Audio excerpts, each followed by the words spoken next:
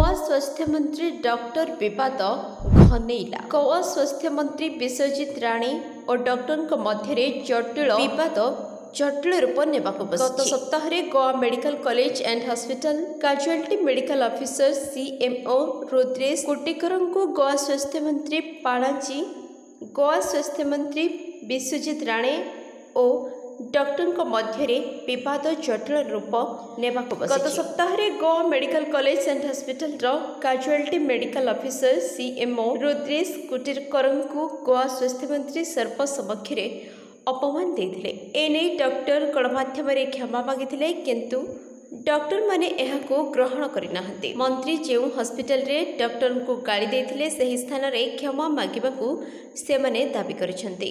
सूचना अनुसार CMO doctor Kutikar Goa medical college और हॉस्पिटल रे कार्य करती जड़े सांबादिकों सासू को doctor Kutikar vitamin B12 injection देवाकू मना करथिले।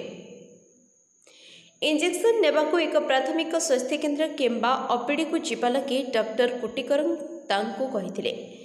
सांबादिक ए संपर्क में मंत्री को अवगत करथिले। एहा परे से मंत्री को रोषर शिकार होइथिले। ए घटना परे स्वास्थ्य मंत्री राणे जरूरीकालीन विभाग में डॉक्टर को अपमानित करथिले। तांकर निलंबन घोषणा करी घर को जीवा लगी तांकू निर्देश देथिले। तेबे रविवार दिन डॉक्टर निलंबन को मुख्यमंत्री प्रमोद सावंत प्रत्याहार करने। स्वास्थ्य मंत्री जदिओ तांको कहिबार भाव और स्वर ठीक नथिला बोली स्वीकार करथिले किंतु प्रथमे क्षमा मागिबाकू मना करथिले। रविवार संध्यारे स्वास्थ्य मंत्री एक साक्षात्कार रे तांको आचरण पाई डॉक्टर और तांको परिवार को क्षमा मागिथिले। सोमवार सकाळे मध्य मंत्री पुणी थरे क्षमा मागिथिले। परिस्थिति को जेभली परिचालन करथिले सेथिपाई से गभीर भाव में दुखित बोली कहिथिले किंतु डॉक्टर माने मंत्री को क्षमा को ग्रहण करिनाहंती।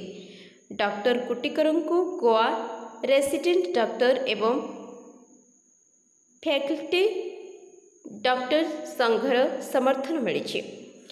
मंत्री क्षमा दाबी से आज प्रतिवाद करिसेंती। मंत्री जदि साधारण क्षमा न मागती ताहेले आगामी दिन में आंदोलन व्यापक हेबो बोली चेतावनी दैछन्ते।